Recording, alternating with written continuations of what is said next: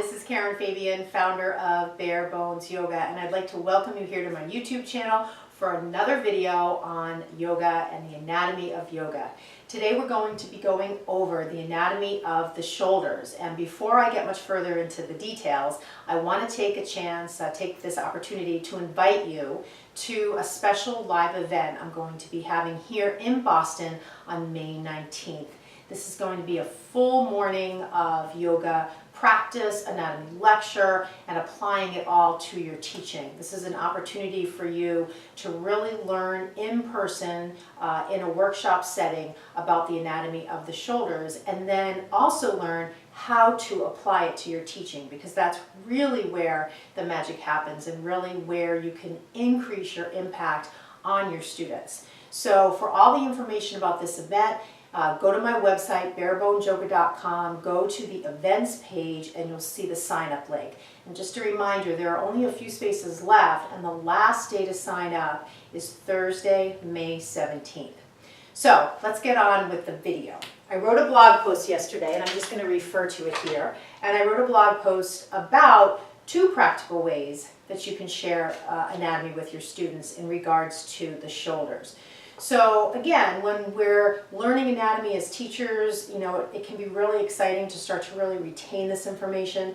But then the next challenge is, how are we going to share it with our students without overwhelming them, but by the same token without dumbing it down or just avoiding it completely and sticking to just teaching alignment. So one of the things I love to do is, as I work with teachers one-on-one and in workshops and teacher trainings, to share with them practical ways, understandable ways that they can share anatomy with their students, because that's really where your impact is going to increase. You're going to not only help people as they're in class, but then when they're sitting at their desk, when they're going for a run, or when they're at the gym, or anything else they might be doing, they may be, this is the hope of course, starting to make those self-corrections that bring them into better posture, and therefore just overall feeling better in the body.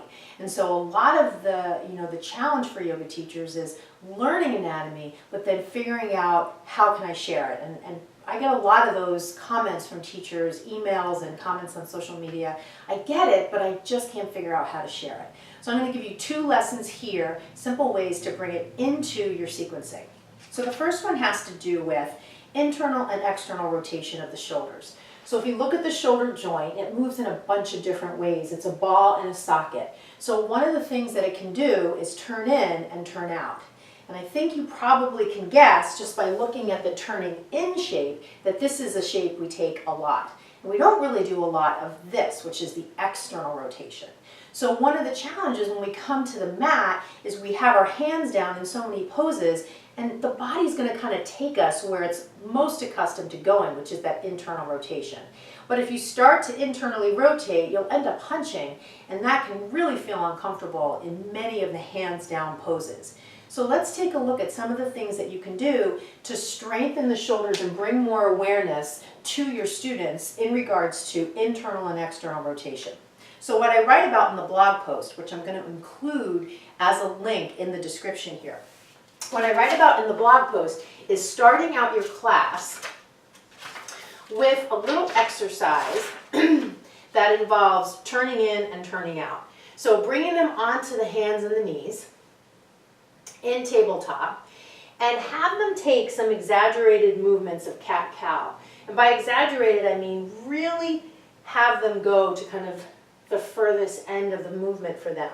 And as they're taking this movement, let them know that as their head goes down, they may start to feel their shoulders turn in a bit, and as their head lifts, they may start to feel that squeezing in their back and the shoulders broadening. And so when we talk about the anatomy here, we look at internal rotation.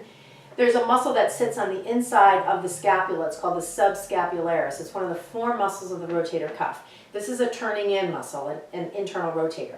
When we look at opening the shoulders, external rotation, we're talking about 2 muscles in particular that are on the back of the body. The infraspinatus, which sits on this big area here and connects to the humerus, and also the teres minor, which is an external rotator as well, which is a thinner muscle and runs, again, from the back of the scapula to the humerus.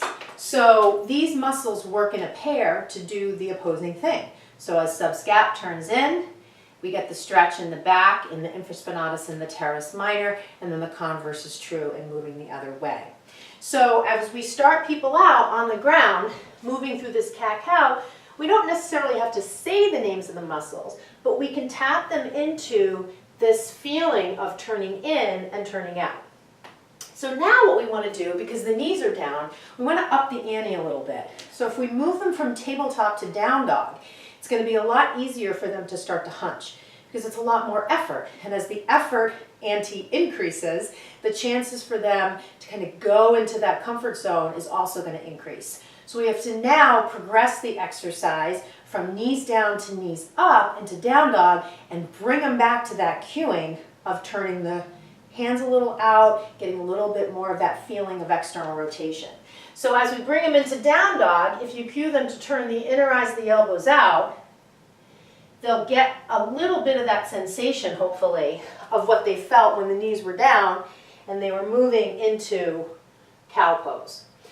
Now, another piece that I wrote about in the blog post is this idea of then bringing them to the feet and having them stand in anatomical position, which you can call Tadasana to be kind of yoga-centric.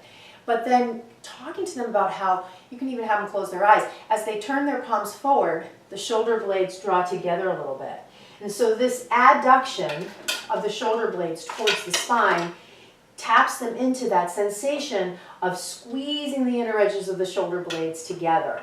And we see that also in this kind of common position we do, the spine, where we have people interlace the fingers behind the back. And when they do that, they contract the rhomboids. The rhomboids live back here, and they attach from the inner edge of the shoulder blade to the vertebra here, the thoracic vertebra, and they adduct or draw into the midline, the shoulder blades themselves.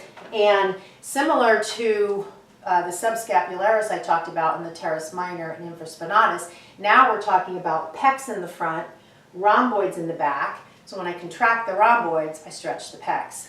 When I contract the pecs, I stretch the rhomboid. You see how that works? So this is just kind of that agonist-antagonist relationship between muscles that do opposing things. So those three things, and then as you move people through practice, as they're doing different things, so let's say you have them come into side angle, take the arm behind the back, you could cue them here to externally rotate, to roll the head of the shoulder back. You could cue them to draw the shoulder blades closer together. You could have them take warrior with the bind and then cue them into it there. So there are a lot of different ways to then, you've given them a little lesson in the beginning, to then integrate that lesson throughout the class, calling back to it, calling back to the themes to help them retain it. So that's lesson number 1. So lesson number 2 in the blog post has to do with strengthening the shoulders. So much of what we do in a traditional yoga practice is kind of swoopy and flowy and dynamic movement. So if people don't have a lot of shoulder strength, it's just kind of a recipe for sitting in the joints or slumping towards the ground. So it's helpful to give them some exercises that can help them strengthen their shoulders. So here what we're talking about muscularly is a muscle called the serratus anterior. And this muscle attaches basically from the rib cage, several of the ribs, around to the medial aspect or the inner edge of the scapula. And it keeps the shoulder blades bound to the back or flat on the back. And so one of the things that I write about here is this idea of strengthening the serratus to use it in different movements, especially things like moving from high to low push-up. Because what we don't want people to do is use the trapezius, which is a long, broad, kind of a big, broad muscle, and the upper traps elevate the shoulder blades. We don't really want them to do that when they move from high to low push-up. We really want them to use the serratus. So one of the things we want to do is have them start in tabletop again, okay?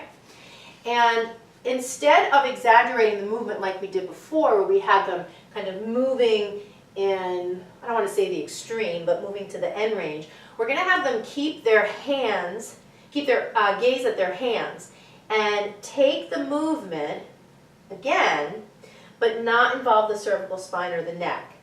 And then as they're doing that, talk to them about, do you feel your shoulder blades moving apart as you press down into the ground, like I am here? And so that action is the action of the serratus, keeping the shoulder blades flat to the back. So you can talk to them about how that is the serratus in action. From there, I write about how you can take them into dolphin pose. And as you really emphasize cue-wise, coming into dolphin and pressing into the forearms and drawing the elbows towards each other without moving though. It's not like they're literally doing it. They're isometrically contracting.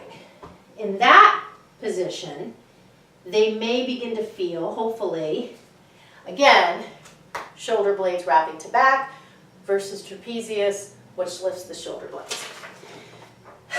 And then, as you take them from there to high to low push-up, you can bring some of these lessons into that movement, because that's really the biggest challenge for many students, and where you want them to be able to distinguish between upper trap or serratus. So you could have them come to plank, press down a little bit. As they're lowering, press down a little bit too. Elbows in. And then moving up dog, down dog. You could even have them do it a couple times. You could have them put the knees down. You could have them go all the way to the ground slowly, keeping the head very still, cueing to keep the elbows pinned close to the sides, which will prevent upper trap involvement, right? If I keep the elbows pinned down, it's really hard for me to activate the upper traps and elevate. And I don't want to elevate the shoulder blades as I lower, because then my chaturanga is going to look more like that. And that's not very comfortable and certainly not very fun. So I want to just cover a couple more things. Number one, I'm going to attach the blog post that I'm referring to here as a link in the description. Number two, again, I want to reiterate, I would love to see you at my workshop in Boston. We're going to go into all of this stuff in much more detail. My bare bones yoga anatomy lab, shoulder immersion, is May 19th here in Boston, right on Newbury Street. Beautiful part of Boston in a beautiful space. The last day to sign up is May 17th. So go to my website, barebonesyoga.com, and you will see on the events page the link to join. The last thing is, in terms of resources, if you can't make the workshop and you're looking for some resources to read, I have 3 books. One of the books that I have is a book on yoga business, how to build your own yoga business, and it's called Stretch. You can find this on my website and on Amazon. This just had its year anniversary, my book on anatomy and spirit, structure and spirit. This is also on Amazon as well as my website. And then if you want kind of a traditional resource to learn anatomy, my 200-page anatomy manual called the Bare Bones Yoga Guide to Anatomy is exclusively sold by me on my website, and you can find that for $65. And this is 200 pages chock full of poses, muscles and poses, anatomical movements, and then a lot of bonus sections about assisting, red flags to look for, modifications to offer your students. So this is a really good soup to nuts resource. So we've covered a lot in about 10-12 minutes. I hope you've enjoyed this. If you have ideas for future videos you'd like me to do, topics to cover, please send me an email. Thank you so much for watching, and namaste.